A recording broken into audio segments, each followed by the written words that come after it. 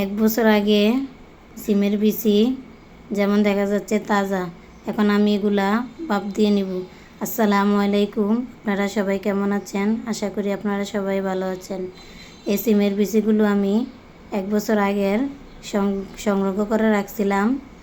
এগুলো আজকে রান্না করব, আপনাদের সাথে শেয়ার করব। সিমের বিচিগুলো আমি রোদে শুকিয়ে রাখছিলাম, এটা আমি ফ্রিজে রাখি না। এখন একটা কড়াই বসিয়ে তেল দিয়ে দিলাম, পেঁয়াজ কুচি, তেজপাতা একটু ভেজে নেব।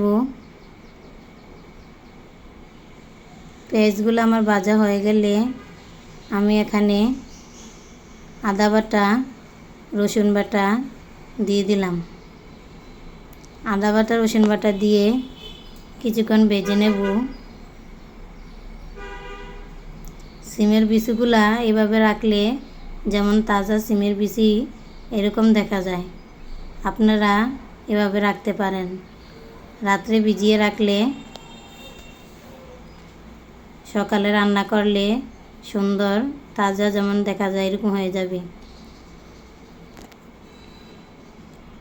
এখন আমি হলুদের গুঁড়া, মরিচের গুঁড়া দিয়ে দিলাম, একটু পানি দিয়ে দিলাম যেমন আমার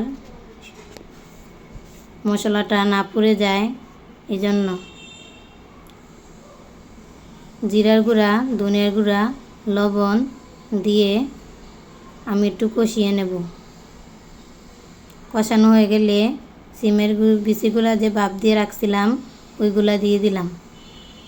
ওইগুলা দিয়ে এখন ঢাকনা দিয়ে ডেকে আমি কিছুক্ষণ কষিয়ে নেব।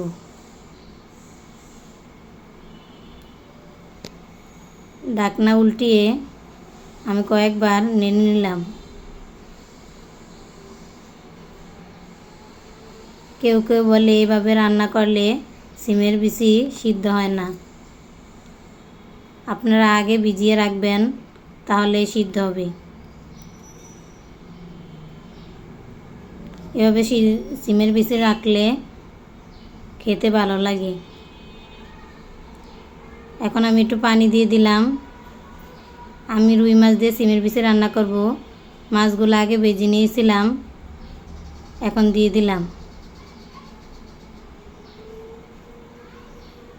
ঢাকনা দিয়ে ডেকে পারফেক্টভাবে সিদ্ধ করে নেব। আমার সিমের বিচি সিদ্ধ করা হয়ে গেছে। এখন আমি 3টা মরিচ দিয়ে দিলাম মাঝখান দিয়ে কেটে। তারপর ধনিয়া পাতা দিয়ে দিলাম। 2-1 মিনিট জাল করে নেব।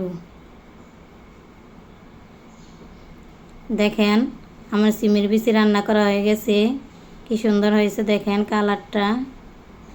যদি আমার ভিডিওটি ভালো লাগে আমার চ্যানেলটা সাবস্ক্রাইব করবেন, কমেন্ট করবেন, শেয়ার করবেন। আল্লাহ হাফেজ।